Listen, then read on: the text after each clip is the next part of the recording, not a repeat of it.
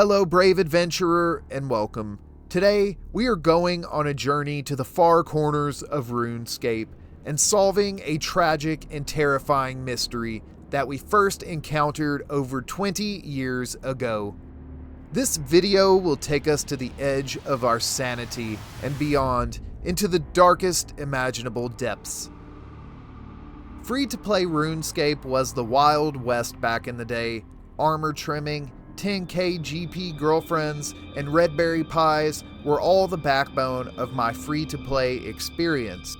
The Knight's Sword quest was released in April of 2001, and in this quest we must replace a rare Faladorian Knight's Sword made by an ancient race of dwarven smiths for a young squire who misplaced this priceless heirloom. It's actually a very intimidating quest as a lower level player because we must venture to the southern shore of Asgarnia and survive encounters with mysterious, icy, frozen colossi. But before we do all that good stuff, we must find a rare dwarven smith. Thankfully, our good friend Reldo in Varrock is a master of RuneScape trivia and is quite a hit with the ladies. He knew exactly where we could find this rare dwarven smithy, as well as a host of useful information. Imcando dwarves, as they are called, are an ancient clan of dwarves who are renowned worldwide for their skill and craftsmanship.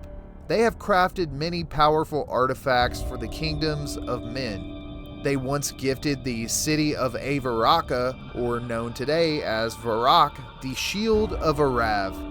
And for the citizens of Falador, they created the Knight's Priceless Sword that we have been tasked with recreating. Reldo also notes their love of red berry pie, perhaps hinting even at a bribe before telling us to search the southern shore of Misthalin near the entrance to the Asgarnian Ice Dungeon.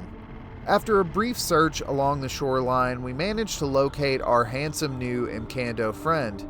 Thurgo agrees to help us make the sword, but he's going to need a rare mineral from within the ice dungeon. Unfortunately, Thurgo was not willing to make the sword for free and asked for a red berry pie in exchange for his labor. After a little bit of work, the rest of the quest goes relatively smoothly. Thurgo gets his red berry pie and we get our sword and return it to Falador. But that is just where the story begins. The imcando dwarves had apparently been driven to near extinction, but by what or who? This answer is something that truly blew my mind. Over time, we went without any answers to the imcando mystery. In 2018, Old School RuneScape dropped the epic Grandmaster quest Dragon Slayer 2, and we travel all around the globe in order to stop a dragon apocalypse. Completing this quest is such an accomplishment to the people of Gelinor that we are invited to join the Myth Guild. The prestigious institution holds many useful facilities that may help an adventurer prepare for future endeavors, but sitting comfortably on a bookshelf next to a mighty Fremennik warrior is a book that would answer the 20-year mystery of what happened to the imcando dwarves. This single book has within its pages a story that connects the darkest corners of the globe together in a blanket of horror and dread that can never be escaped. Sounds lovely, doesn't it? A book is a portal to another time and place, and this one in particular takes you to the far north of the planet, to a land known as Acheron. This wretched place was inhospitable to most life, but in underground caverns, the mighty imcando dwarves forged and hammered out a comfortable existence. The ancient Fremennik were some of the only humans to ever explore this harsh land, often trading with the imcando dwarves, and even to this day, they plan to return for an expedition, according to their current leader, Brunt the Chieftain. The book on the shelf is titled Imcandoria Falls, and it gives some insight into the final days of the imcando homeland. The acolytes of Imcandoria found a strange black stone totem with symbols scratched into it in a similar fashion to the rune rocks of Relica. Thinking that the village elders would know how to handle such an artifact, it was sent back to the capital to be examined. That single decision caused their entire civilization unimaginable pain for hundreds of years. Now that the totem had been moved, the book details massive storms that came out of nowhere and raged with an unnatural fury, and the dwarf recording this story was currently seeking refuge on the Isle of Garmer, hidden in the Forge of the Giants. Even though the author of this tale was safe for now, they were isolated without sufficient food stores, so regardless, they would soon have to brave the storm and venture back into Imcandoria. The Giants of the Forge warned the expedition party that there were omens of death about, and that they should be prepared and go with reinforcements. The Giants were even kind enough to give the dwarves fiery bright jewelry that can be used to bargain with the Ospa tribes of Imcandoria. This is one of the few mentions of the Ospa in old school Runescape lore, but in Runescape 3, the Ospa are sapient, powerful fire elementals that were brought to Gelinor by the dark god Xeros, and their presence in Acheron is something of a surprise to me. I may have a theory later that would coincide with this fact, but I wanted to point out something for now.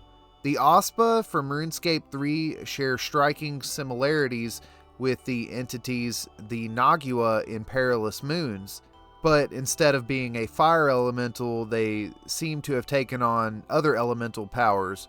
I wonder if they're related somehow. But anyway, the dwarves set out for Imcandoria, and thankfully they made it safely from the Isle of Garmer where they had taken shelter, but their safety would not last. Upon entering the city, it was empty, creepily silent, a once bustling metropolis completely devoid of life, but a gentle sound could be heard coming from the inside of one of the elders' temples. What happens next would haunt the history books of Gelinor forever. The temple was a scene from a nightmare. Piles of bodies, pools of blood. A large globulous mass sat hungrily on a throne of oily black rock. A shock of tentacles capped with claws dangled above its 3 pulsing bulbous eyes. The elders circled the creature, chanting incantations in a strange unknown tongue, covered head to toe in a mixture of blood and thick black sludge. They paid us no attention until the creature noticed our presence and began screaming. A fight soon broke out, and the temple quickly turned into a blaze, the flames licking the ceiling. The harsh cackle from the elders as they burned pierced our minds with unimaginable terror. We're none the wiser of how that thing came to be, but that idol must have been far older than we first assumed. We fled back to the Isle of Garmer. We have suffered many losses, but the storm has quieted, and thus returning home was far easier. All the land surrounding Imcandoria is now blanketed with a very thick layer of snow. It shows no sign of change, and thus we must leave. The horrific monstrosity described in this lore book is very similar to the Chthonian demons of RuneScape, like the Abyssal Sire and the Duke of Suck. But it also vaguely reminds me of the Phantom Musfa, and as much as I try to use old school RuneScape only lore, it fits the description of the Stalker bosses in Daemonheim of RuneScape 3. Either way, it's definitely an eldritch horror, I'm just not sure which brand. One thing we can say for certain is we would not want to run into this being in a dark alley, which is exactly where it would be hanging out. This Blackstone totem had clearly been more than just some ancient relic, but a summoning device for evil and a conduit of the Shadow Realm itself. It had possessed and corrupted the minds of the leaders of the imcando, and seemingly took joy in the mass murder of men, women, and children. A terrible ritual performed with the blood of these innocent people. But now what? The author of this story could have never predicted that this black stone pillar would follow the Imcando tribe for generations, spelling their doom every time they crossed paths. The surviving Imcando dwarves would return to the Isle of Garmer, shocked by what they had just witnessed, but lucky to be alive. This event was so traumatic that the dwarves transcribed this story into the stone itself to preserve the warning for future generations to stay far away from Imcandoria. With no home, no purpose, and no leader, the Imcando turned to the divine. Saradomin promised the Imcando a new home. If they agreed to go to war for his cause, they would have to lay siege on the fort of Lasar, a Zerosian city and settlement that was occupied by both citizen and military assets. The Imcando agreed to fight this war for Saradomin, and the siege of Lasar began. During the reign of the great shadow god Zeros, he placed a Majorat by the name of Sliske in charge of the defense of Lasar. He was a very close advisor and officer for the great Zerosian Empire. He is the main antagonist in the Desert Treasure 2 quest, and is currently what I would consider to be the main villain of Old School in general. When I say that he is a disgusting vile rat, that is an understatement. He is responsible for horrific things like enslaving the Barrows brothers for all eternity, and is often on the giving end of betrayal. There is no back he will not stab to pursue his endeavors. He is gifted with a network of spies, both natural and supernatural, with the ability to use the Shadow Realm itself sometimes. He managed to locate Imcandoria, and I bet you can guess what he wanted from there. The horrific murderous ritual that had taken place at this ancient dwarven city was exactly the type of thing Sliske would be interested in. But what was more disturbing is the fact he himself did not transport this black stone pillar back to Lasar. The inhabitants of Imcandoria did. Literally the creepiest lore bit ever. The dwarves who were brutally murdered somehow willingly brought this black stone pillar to a city that was about to be invaded by the Imcando's descendants. The black stone will come for us all. During Desert Treasure 2, you recover remnants of conversations that happened during Sliske's occupation of Lasar while you're in the Shadow Realm, and they give some insight into their sick reasoning for wanting this item. During a conversation with one of the researchers, Sliske informs them that the pillar was uncovered by the dwarves, and that some of them remained under its control and the others fled south, and that they are the ones who brought it to Lasar, and that once they got there, the stone discarded them and they succumbed to its influence. One of the researchers is rightfully concerned that it will do the same to them, but Sliske assures them that he has properly shielded it and it will do them no harm. During another conversation with one of the researchers, he gives some crucial information about this black stone pillar. He says, "The totem seems to act as a conduit between our world and the Shadow Realm. In theory, it could be used to harvest energy from there." Sliske commands the researchers to begin attempting to pull energy from the Shadow Realm, and even leaves them one of his companions, who also happens to be an expert in the Shadow, to help with their work. Not only does she have expertise, but she's so unbearably creepy that her discomfort will drive their work. Her name is the Whisperer. She is part of the Siren race and has clearly been through some stuff. The scientists of Lasar continue to work on this black stone pillar day and night, trying to discover its secrets. They eventually uncovered that it could be used to perform a rare type of necromancy, where instead of just reviving the body, it also revives the soul. Unfortunately, anyone who the pillar resurrected would quickly find themselves muttering about curses and seas and black stone. It's clear that this is an eldritch artifact from another reality, a relic of the Shadow Realm. One scientist describes it as beautiful, that it's no pillar, it's something more. As the weeks and months went by, the god Sardaco began to plan his attack on Lasar, and the remaining Xerosian factions quickly had to figure out how they were going to deal with this invasion. Instead of making sure the townspeople were safe, Sliske ordered the Whisperer to lock up Lasar and to remove all of the protective wards from the Blackstone Pillar in order to perform a test and to see what would happen. Well, I think you could probably guess what happens. The townspeople quickly begin killing one another, but they definitely don't stay dead. Eventually, with the help of the imcando dwarves, the city of Lasar falls.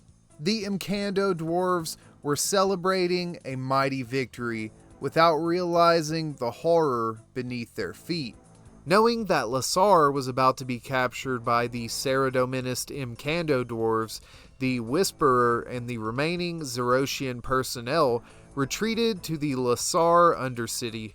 This happened to be the area they kept the Blackstone Totem in, and the proximity to this drove the remaining researchers mad. During the battle, a brave imcando warrior was being hunted by the Carnifex Maximus Vardorvis, a fierce vampire lord for the god Zeros. The imcando ran as far as he could.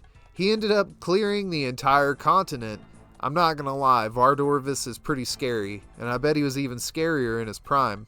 The dwarf ran all the way to Zaya, where he was chased by the Carnifex Maximus, and he ended up getting even with him in an ambush and cleaving his head straight off his shoulders.